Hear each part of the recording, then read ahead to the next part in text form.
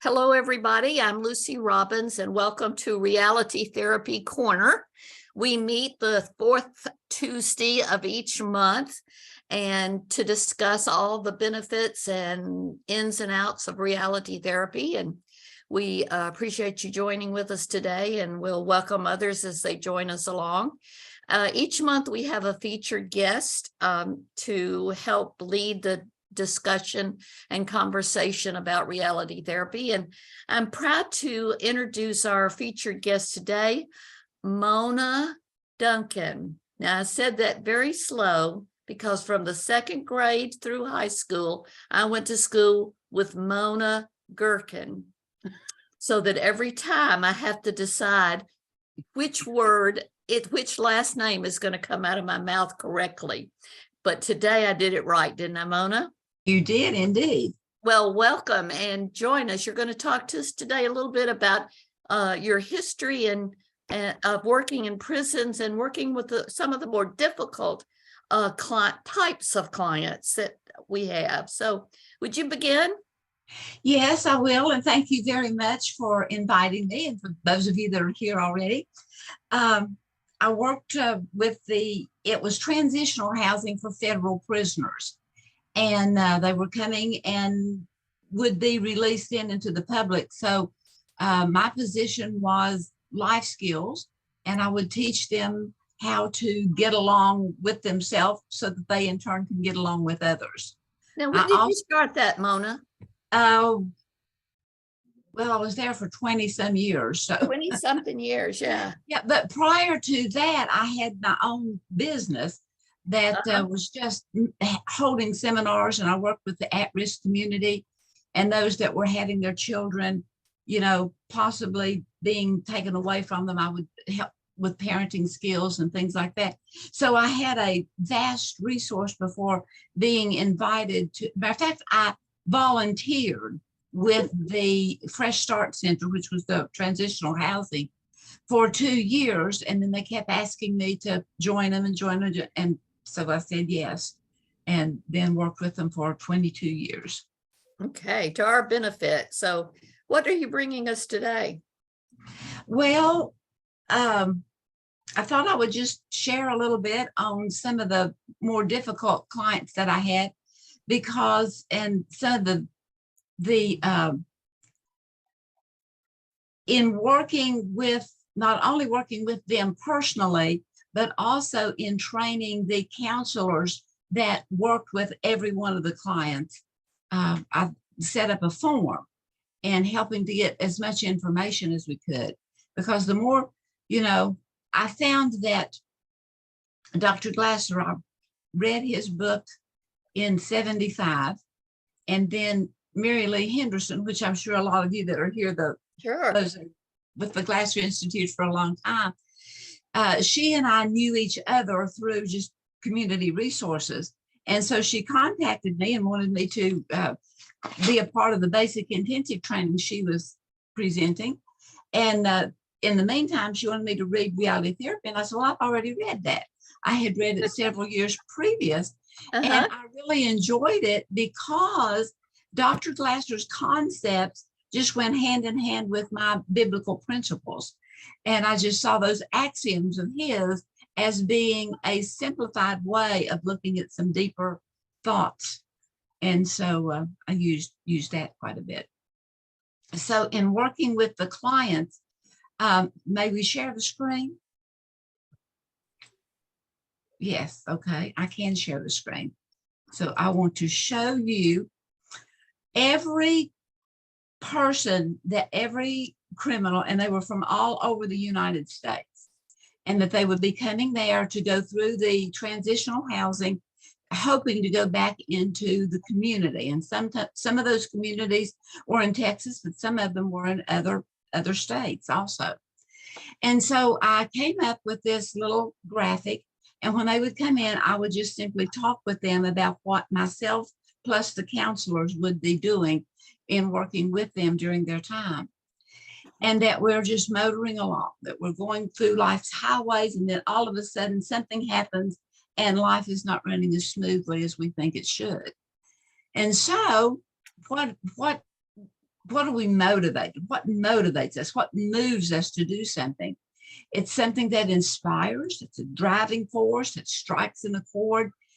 And also it has to do with that pleasure pain syndrome, that we are wanting to have as much pleasure as we possibly can and success and good times, while at the same time avoiding as much failure and heartache and sorrow. But often what happens is that we don't know how to handle that. So I give them 7 little things to start off with. And one is that we are more alike than we are different.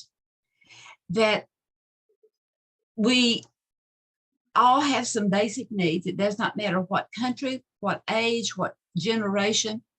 And so here are, again, kind of on Dr. William Glasser's looking at our basic needs that we have as human beings, that we need to survive, we need to love and belong, that we need to fit in, we need to have power and purpose, fun and enjoying, and then the freedom to choose, as well as the spirituality. And I always bring that out because with the federal system, I mean, it matters not what their belief system is.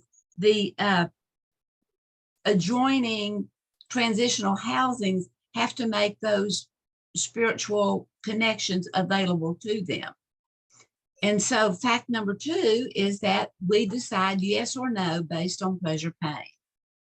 That anything we decide to do, it's yes, if it's going to bring some pleasure, if it's going to be beneficial to us some way, and we'll say no to it if we don't think it'll be beneficial to us. I suggest that all we do is behave, and that we are behaving goodly or not so goodly. And so, but it's a behavior, and that people are basically good, and that no one sets out to be bad or to be evil. And I don't know that I've ever had anyone disagree with me on that. They're just shaking their head as, yeah, you're right. We are basically good. We don't set out with the goal of being a criminal or the goal of getting into trouble. And the fact that all behavior is purposeful, and that behavior, that thought that we then act on, is an attempt, is to being something that's going to meet something inside that we may not even know what it is. And I like to think about, have you ever been hungry? I mean, it wasn't really hungry. It wasn't a hunger, but you wanted something.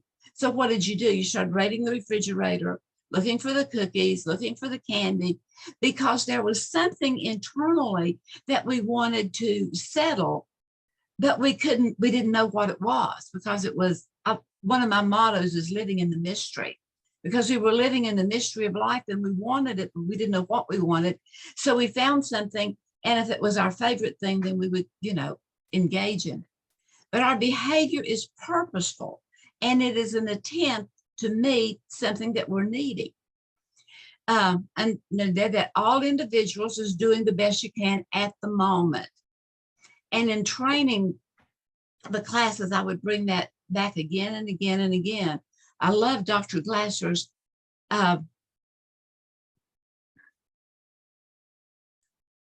can't remember what he said, but that we are always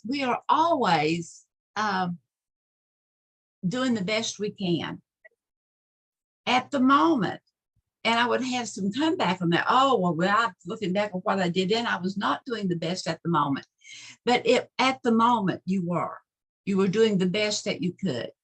And how the individuals want to improve, and we can learn better ways to meet our needs. And the fact that individuals must learn new behaviors in relevant context. We can learn all about behaviors, but if we don't have an adequate role model, and if we don't have a relevant context in which to see the validity of that new behavior, then it's just, it's pretty frivolous. And that there are no failures, only lessons. That if we can see everything in life as it's trying to tell us something, that it's either a plus to continue this, or it is a minus to back away from it. And then point number 4 is that all we can do is give or receive information. And how that we are always getting information, whether we're aware of it or not. by our very demeanor, the tone of voice, by whether we're speaking loudly or kindly, or harshly or kindly. And then also, we're always receiving information, whether we are fully aware of it or not. And how are we receiving that information? Are we, nah, nah, nah, nah, nah, I don't want to hear anything? Because we can present those things that that information is always available to us. And then we come to our conclusions through self-evaluation. It's to say, yeah, I want to be a part of that, or no, thank you, I do not. And that it's up to us, that we are free will agents, that we have a self-will. There are others that do try to tell us what to do, but it is up to us. And that we come to our conclusions through self-evaluating, and that during our time together, we'll be doing a lot of self-evaluating to really think about what you think about, and think about the outcomes, and to whether or not they are effective or ineffective. Is it something you want to keep on doing, or is it something that it may be more judicious to not do?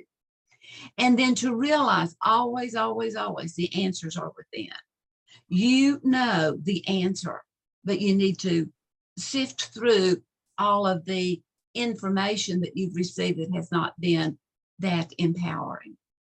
And then you do have to do it yourself, but you don't have to do it alone. And then, of course, bringing out the ultimate question of always asking ourselves, is what I'm doing, is it getting me closer to success, or is it getting me closer out the door? Is it keeping me in imprisonment, or is it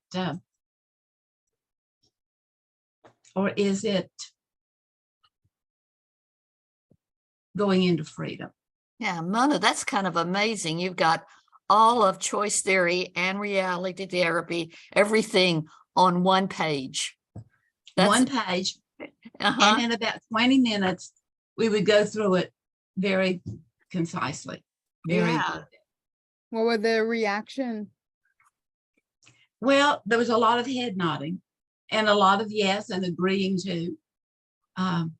Very few, I mean, because it's just so rational, it's so sane, it just brings a peace to you, whether you think you can do it or not. It's just like, wow, maybe this really is what I've been wanting all of my life. Did you have them sign it as a contract or anything like that? No, I did not have them sign it as a contract on that, but then I would go through and ask them questions about themselves, helping them learn to self-evaluate. And they definitely would sign on that. Would you like me to share that? Sure. Sure. You got it there? Okay, I do. Right here it is. Ron, that was a great question. What? It was just a great question. Do you have them sign it? Oh, okay. So where am I? Let me put, I pulled up the wrong share. So stop sharing and share so I can go to the correct one. There it is. Now I'll share this. Well, why didn't it? You did it again, I think. I think I did too. So thank you for your patience. Yeah. So, okay, reality therapy corner. That's it. Now here we go. That's what we finished up on. All right. So you always have to have some kind of input coming in. And whenever I went there back at the very beginning, I thought I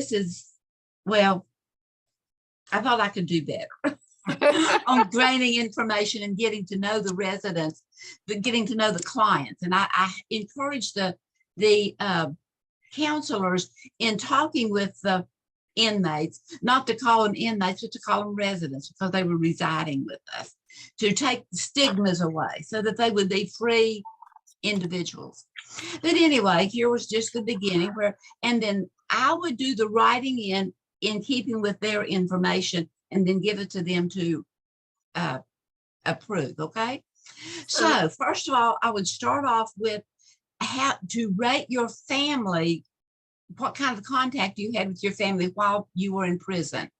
I was wanting to see how connected they were with their family, or whether their family had kept in touch with them, or they with their family, and so forth. And then, who do you consider your base support? who visited you while you were incarcerated, and then describe your family. And that was heartbreaking many, many times as to how they would describe their family. It would be so negative mostly. And then how will you strengthen your family bonds while you're here at the recovery center? And then what would they do? And then I would ask about each individual person and whether they were close, whether they interacted with them, whether it was strained relationship, whether they had limited contact, does it need work? And I don't know that I ever had anyone say it didn't need work. Very, very few. And then I would ask them to tell me a reason why it needed work and or what kind of work was needed. And then here, how do you think your time while you're at the recovery center will aid in your reentry back into society?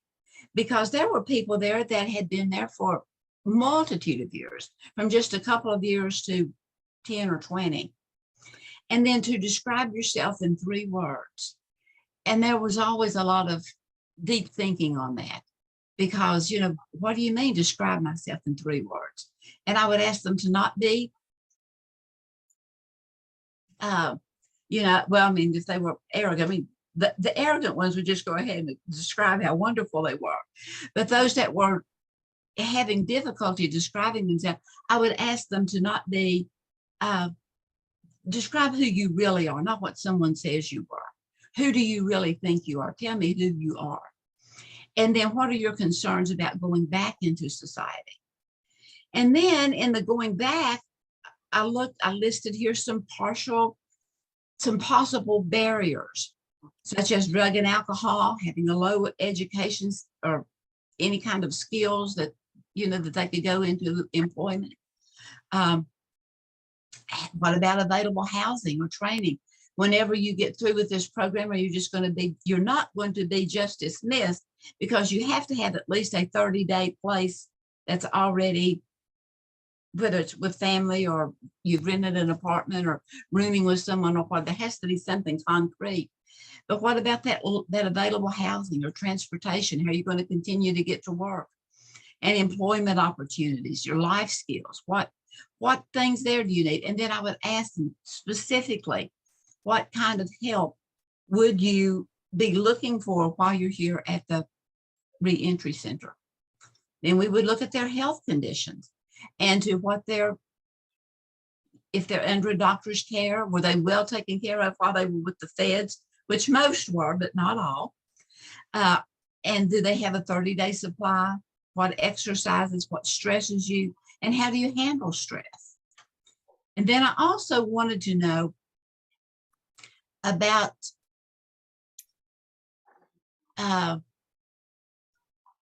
their emotional level.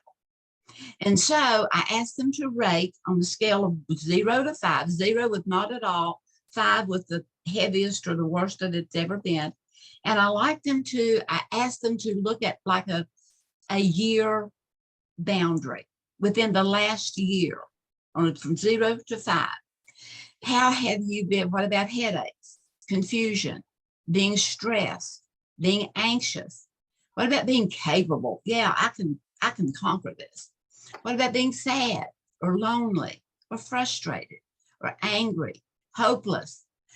Thoughts of harming yourself, thoughts of harming others, sleepless. And many times we would delve into these things and talk about it.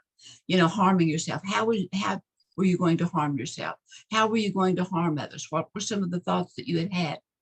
Sleeplessness, fearful, anyway, various things like this. Post-Thomas, giving up, being flexible. I want to know if they were flexible. Are you willing to compromise? Are you willing? What about drama? You know, that we're not going to have you save your drama for your mama. We're not having it while you're here. How creative are you? And what are some of the things that you have created? And how that, you know, maybe even looking at their children and various things. And that, you know, you were the creator of that. And are you nurturing it and helping to really know who, not only did I want to know who they were, I wanted them to know who they were. I want them to really be able to have looked inside. How much joy, how often are you overwhelmed? In the past year, on a scale of 0 to 5, how often have you been overwhelmed? Was it really a lot or not much? And then being thankful. And what are you thankful for? What about your memory and things that you can't remember? You're worried, being discouraged, being cold, getting together. Monica, Yeah, can I ask you a question? This is Bob. sure. Do you have any tabulation of which of those was most frequently marked? Do you have any information on that? Well, I didn't go back through and do a scan of it or anything. I didn't, actually mark it down. But the majority were any of the things that were in the negative area, as Yeah. in being angry, being anxious, being stressed, Yeah. as and not seeing themselves as being creative or flexible. Those were things that would be more of the zeros. Okay. Okay, and then I also would ask them questions about their finances, because do you receive some kind of financial compensation, whether because of a mental illness or of a disability of some kind? And do you have a checking account, debit account? Do you because now some of them, they had their money stashed away from robberies and drug deals and things like that. They weren't about to share these things with me, but you could, back to the fact that we're always giving information. Sometimes we give more information than we think we're giving. So how much money do you think it will take for you to live per month? And these were thoughts they had never thought of before. They had never thought, the majority of them had never given thought to that. And then what will you do? While they were in the center, they had to work. They had to go out and get a job and bring in some, and the money that they brought in, it was given to someone there in the facility, and then they would receive a small stipend so that they could, maybe buy soda pop somewhere or something. But I asked them, where were we? Did I look down? Oh yeah. What will you do with your money above their subsistence? And what would they do with it? And then I wanted to know about their education and what area, and then their employment, as to how long they're, and this is what is really sad, is that most of them had very limited employment. There were a few that were, there because of being good drug dealers and also in financial, like, well, we didn't have Bernie Madoffs, but there were several that came through that were highly educated, that had jobs where they could be unfaithful to. Then in spirituality, that sense, my definition of that is that sense of sacredness that means something to you, that is kind of shared by most people. And then what is your current religious leading, or your belief, or your culture? In what ways do you practice your faith? And what benefits do you gain from that practice? And how do you attend, while you were in prison, did you attend formally? And, do you want to attend formally while you are here? And how often did they go? Daily, weekly, monthly?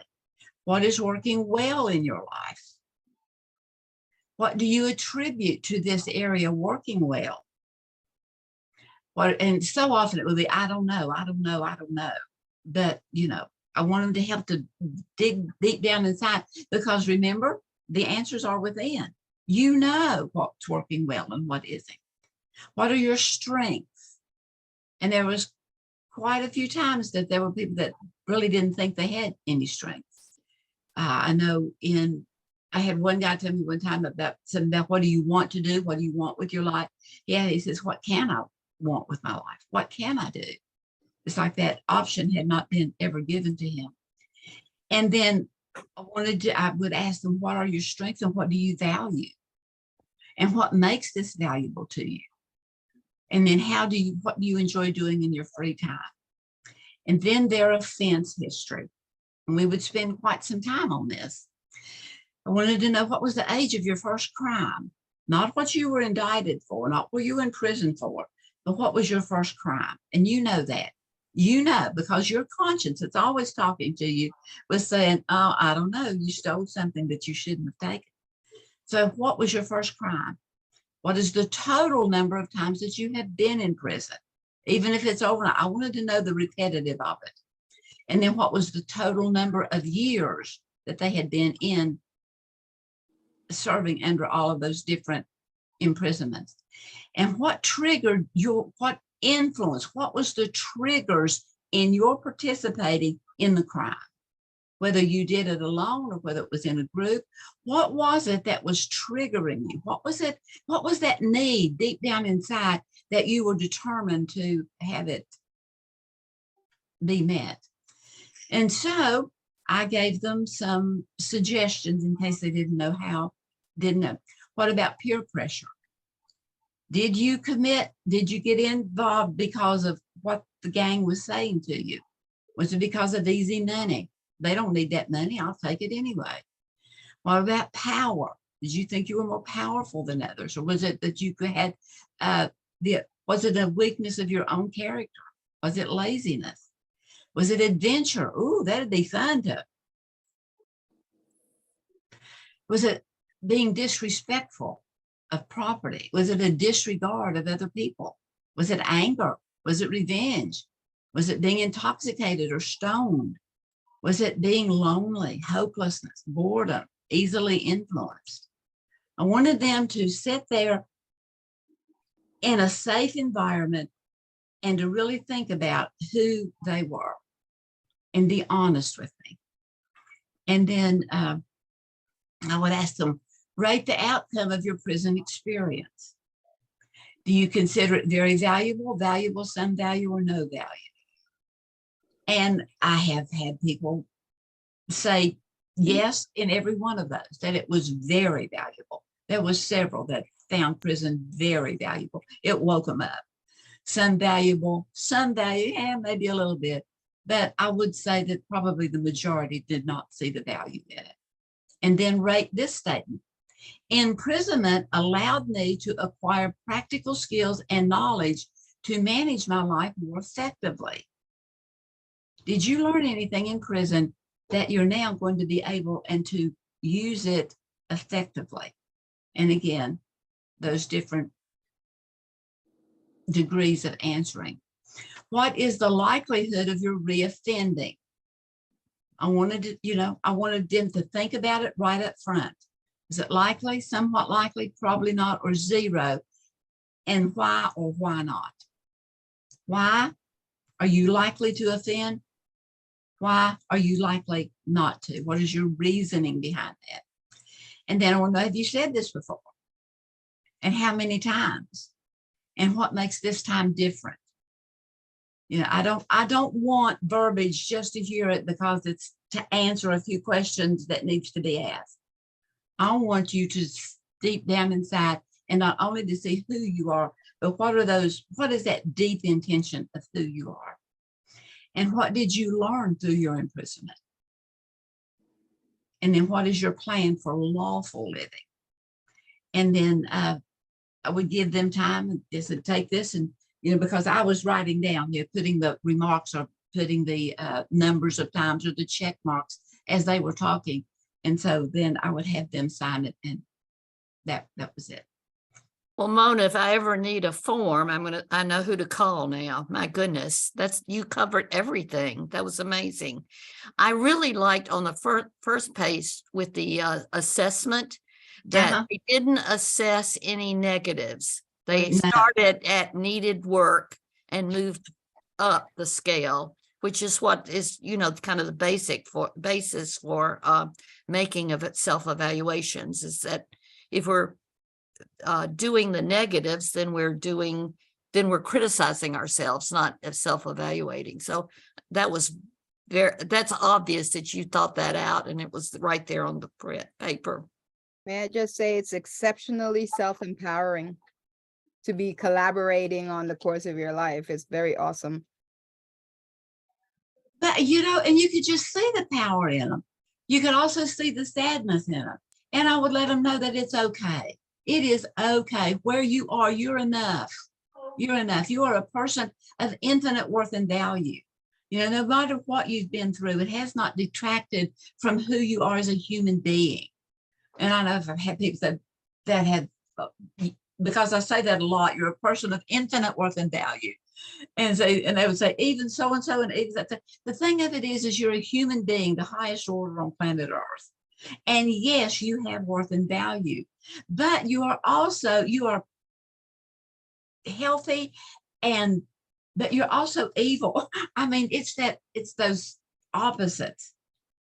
And there's the divine and there is the evil, and we're a combination of all of that. And it depends on what our choices are and what we say yes to and what we say no to. What we put in.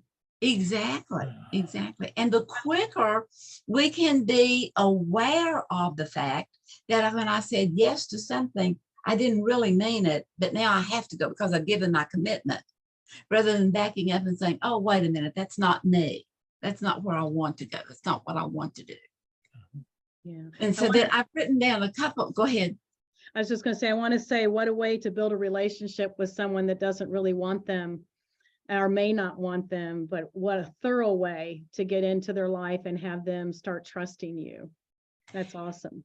And I Yes, love yes, yes, yes, yes. And then, of course, I would pass that on to the counselors that did the weekly work with them. Now, they came to classes with me. They were mandated the whole time they were there. They had to come to a class with me every once a week. And then I had various classes that I would do that they could come to sporadically, such as,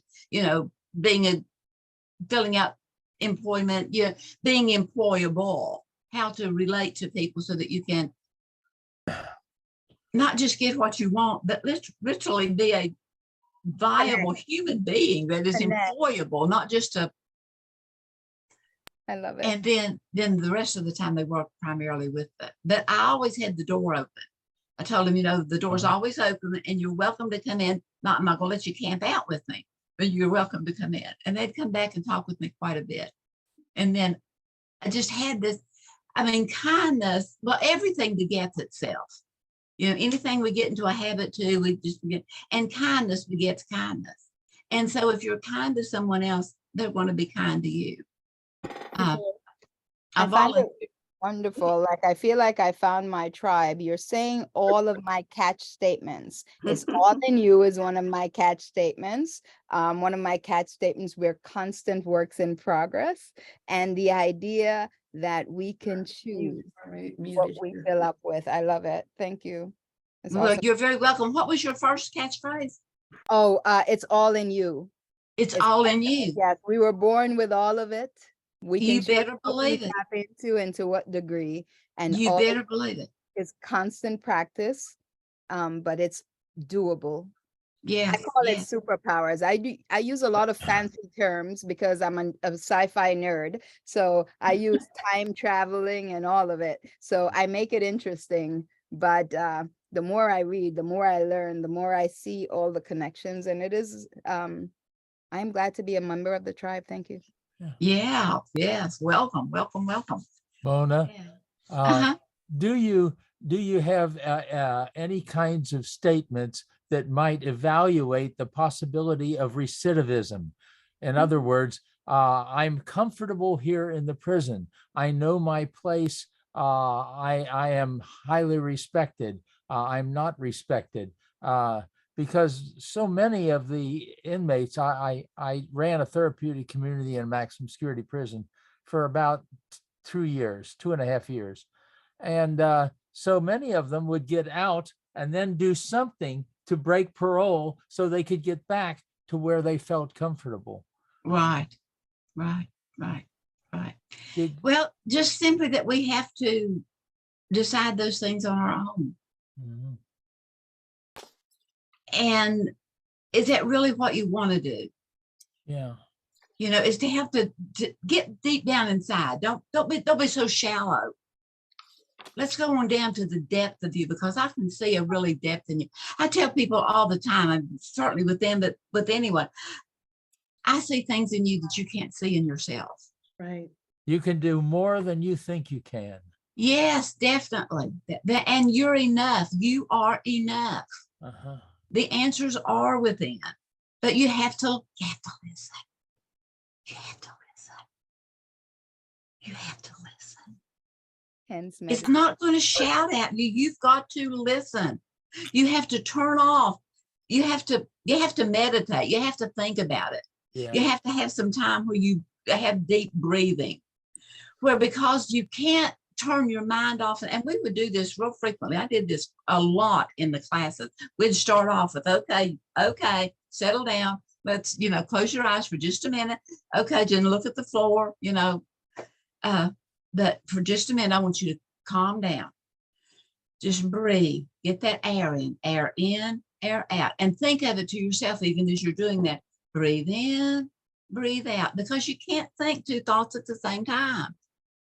And so if you're thinking, breathe in, breathe out, breathe in, breathe out, you know what? You're eliminating all that clutter that's constantly flooding in from who knows where, but it's coming from all kinds of places.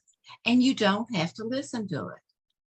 You are a free will agent. Mona, could you tell us what was the setting? I didn't catch that. The setting? Yeah, where was this? A halfway house, or what was it? Well, they call it halfway houses, or the residents, I'm at a halfway house. Well, it's not halfway, I guarantee you. It's not even a baby step. But yes, it was a re-entry center. It was those that had been in prison. And a lot of them still had a lot of prison time, but because they were needing to empty the federal prison so they could put more in, they would release them early, and they would stay with us between 6 months and a year. Okay. And then they would be, released to a probation officer. And you're right. I wish I had choice therapy back when I was working with my version of the independent living, which were young kids coming out of foster care. A lot of times they couldn't make the effort to, we provided a lot of things, gave them a foundation, but they couldn't make themselves do things because they were angering all the time. And right. I did reality therapy without knowing I was doing reality therapy because I came from poverty and I knew what it was like to be in a dirt floor. So I explained it differently. But had I known this back then, it would have made a lot of ease. I love the way you kind of visualize it, because you're giving people with different ways of seeing all the information. You have it right there in the first page. It's like, here's your life mapped out. If you're listening, if you're reading, I love it. It's good. Right. Well, reality therapy is great. It is wonderful. And it's really concise to help you see things. But, it doesn't mean that we as human beings don't have that ability. And you have found many things that now you're just seeing something that added a spark to it that made it shine a little more. So don't discount your inward knowledge, because it's there. It's there. And how nice that we can find those authors, those people that can in turn give us more information that is really viable. So I have a comment, Rose. That was interesting that you said they're angering, kept them from what, and I'm going to try to link that their angering kept them from listening. Oh, yes. And to their inner self. So you guys did all of this work to provide the foundation, but their angering was prohibitive to the listening. I guess a question then is, did you see successes with your method, with the reality therapy method? Did you just stay the course to help them? How do we use it, what we practice, to help them through the angering? Well, with me, it was building a relationship. I showed up.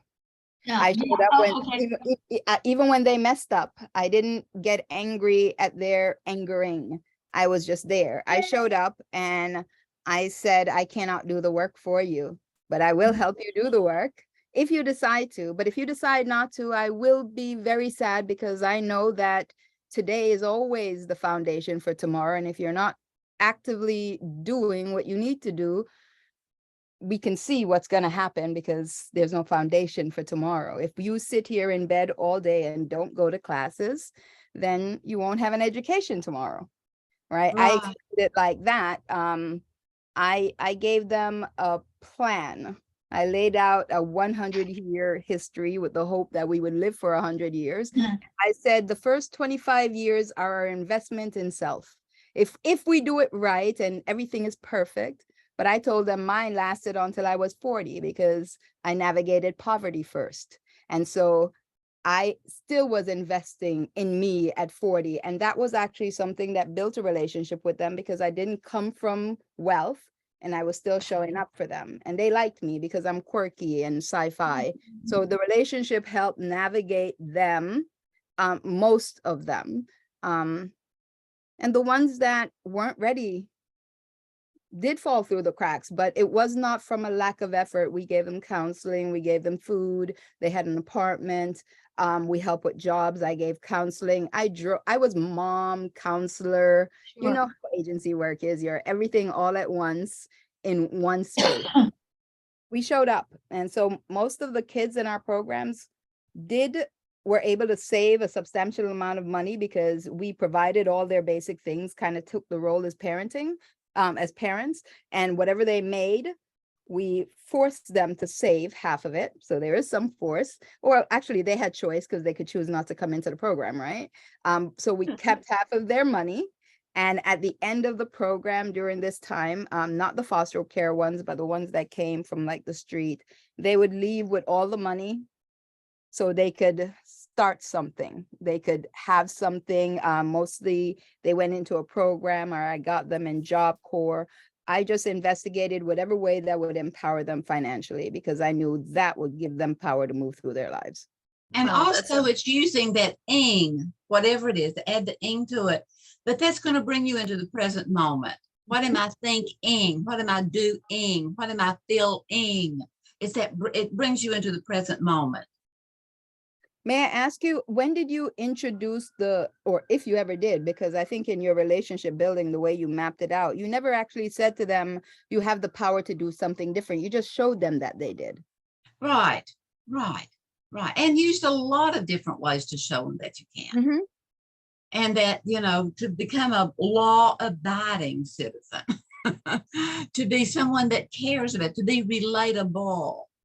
And I look at being relatable as opposed to relationships, because then you have a tendency to think, well, it's just this one person or whatever. Just be relatable. And I would tell them frequently, you know what? You can't heal until I heal, and I can't heal until you heal. And I want you to heal because I want you to get better. I want you to be successful.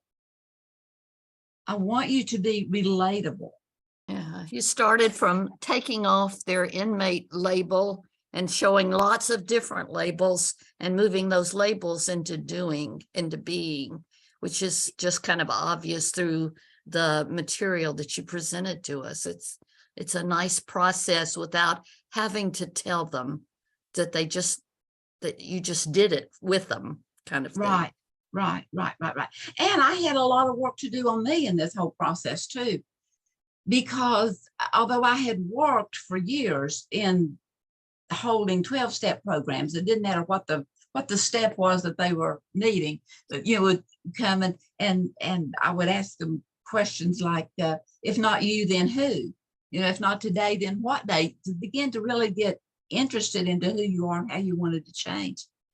And but working with those who were involved in pornography and or child molestation, those were the most difficult for me personally to work with, simply because as far as I was concerned, I'd be okay if they'd been locked up forever where they could not touch or harm another child.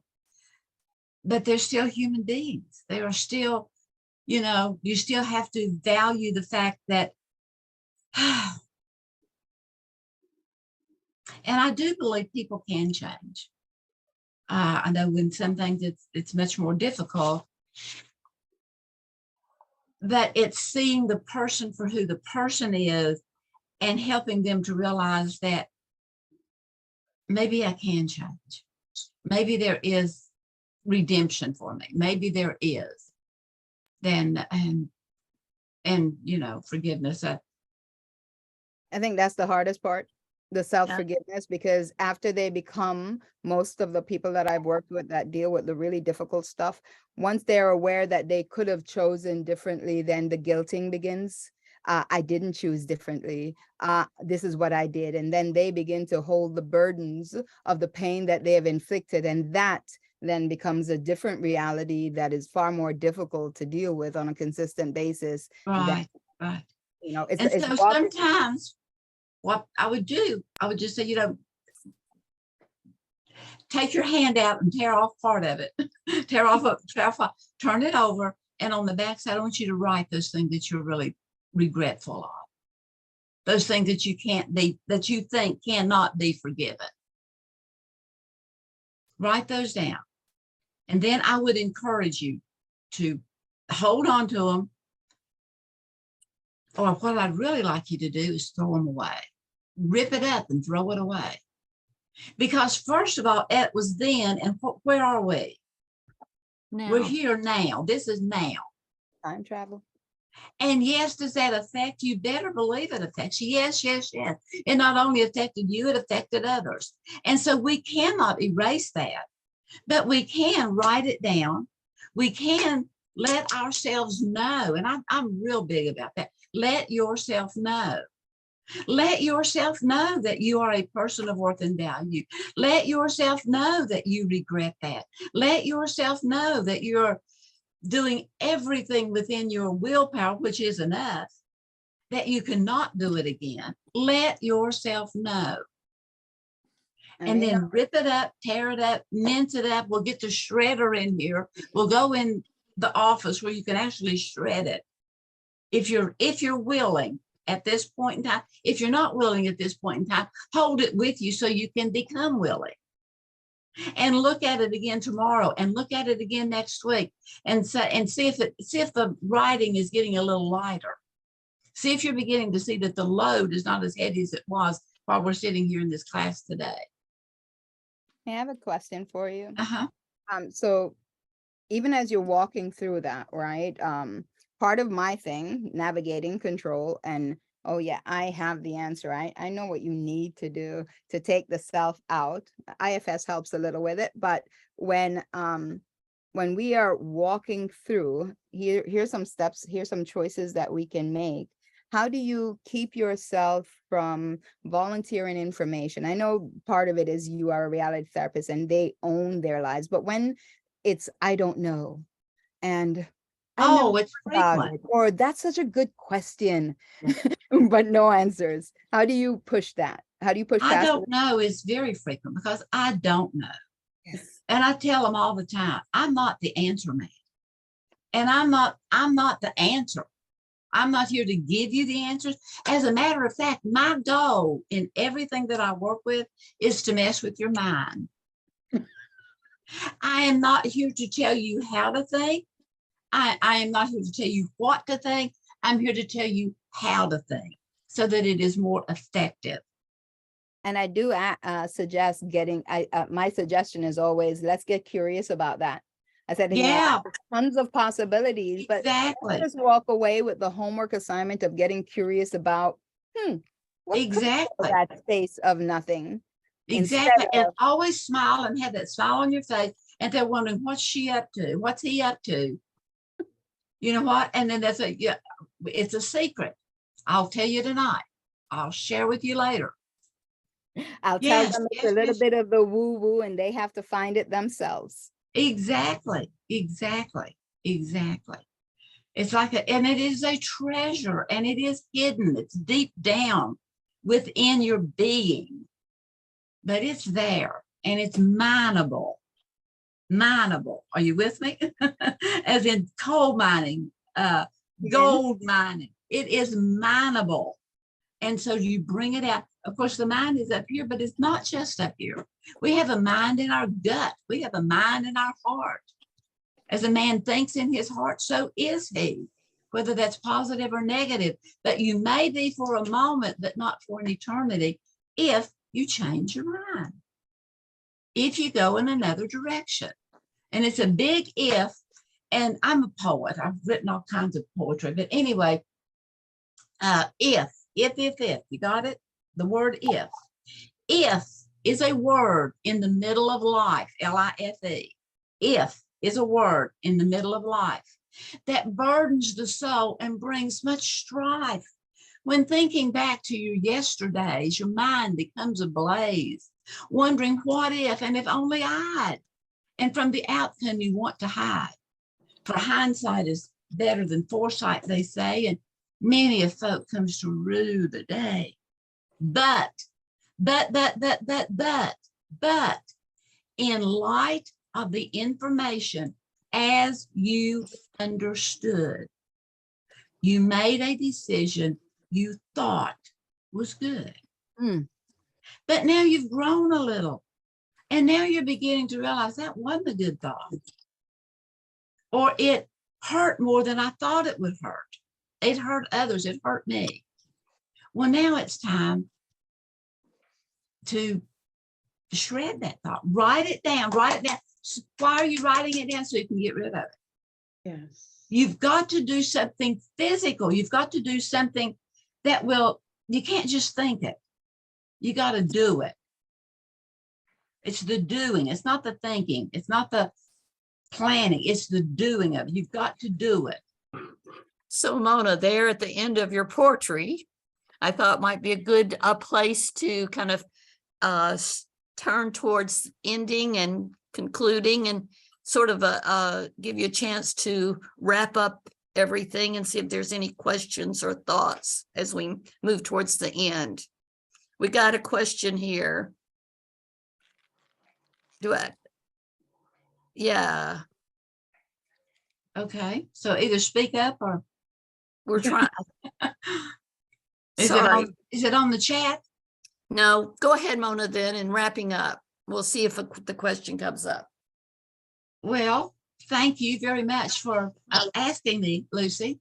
And You're thank you welcome. to you that has tuned in. And do you have any questions or comments? I'm good all the way around. Positive, negative, rebuttals. Would like to hear. Okay. On the initial worksheets that you had, did you do those individually or were they in small groups? Individually, one-on-one, Okay. always one-on-one. This gave more permission for them to expose themselves rather than to have a group that would absorb information that could be used against them in later times. Yeah. No, it was always one-on-one. And Mona, I could really relate to that business about your own perceptions and working with people with, I went for a period of about 3 years where on Monday night, I worked with children who were physically and sexually abused. And on Wednesday night, I worked with men who physically and sexually abused children. So on Tuesday, my head would spin around like on The Exorcist to make that perception shift that those men on Wednesday night needed me more, maybe even, than the children on Monday night needed me. So I understand that getting those self-perceptions, those that we own, how they can get involved in what we do and how we do it. And the thing of it is, the ones that were molesters were the neatest, the most intelligent, the most helpful. And I mean, they had to groom their children. And so it was, it was difficult with me, someone that knew the things they knew, but didn't do.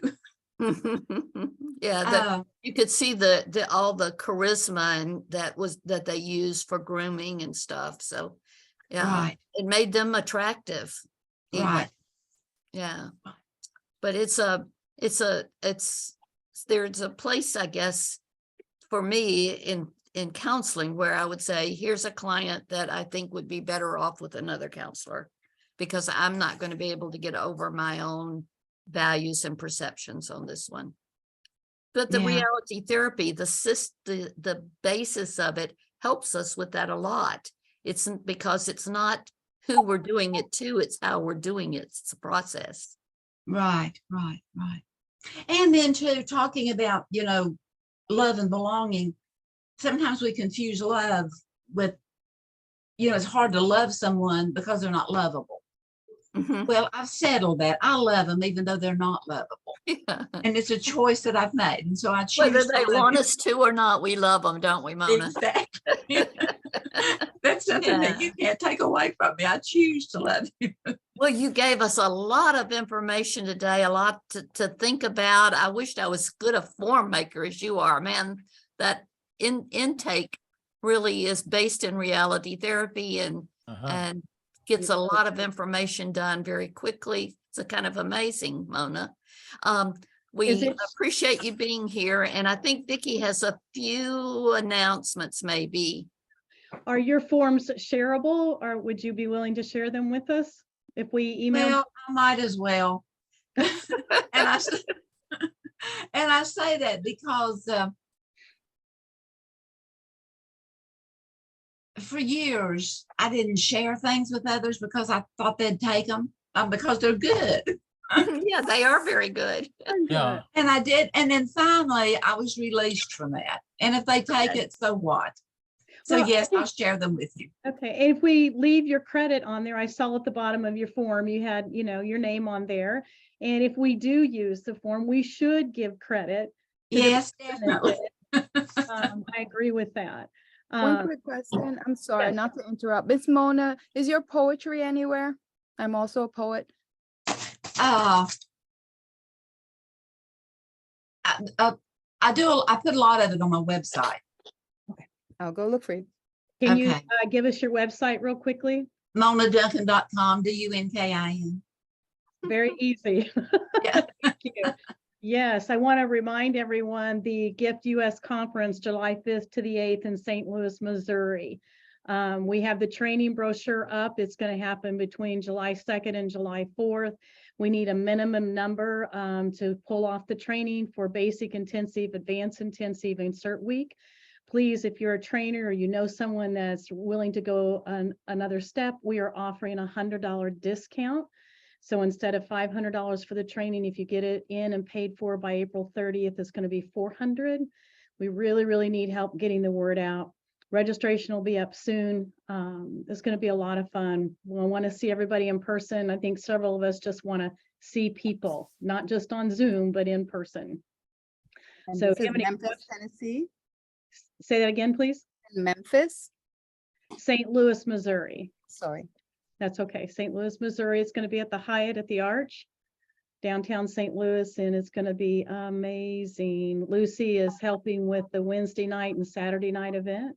So that's going to be wonderful.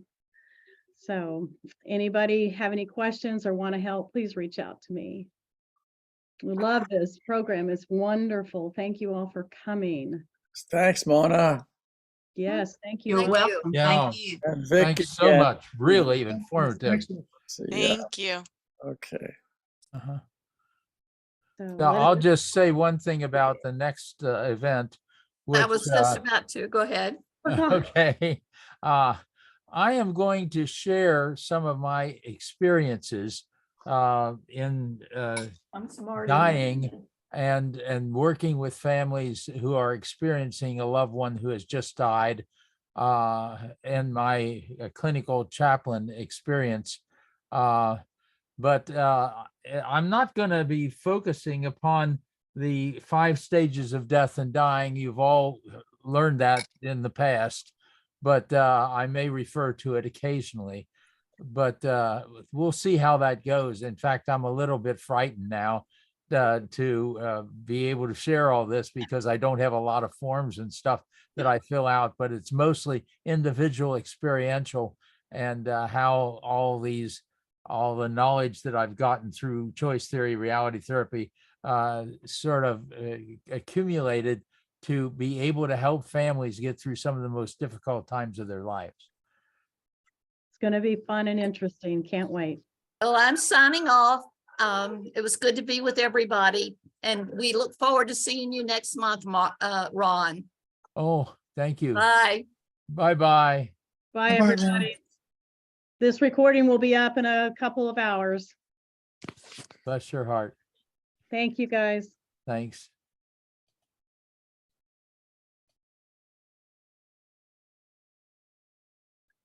Mona,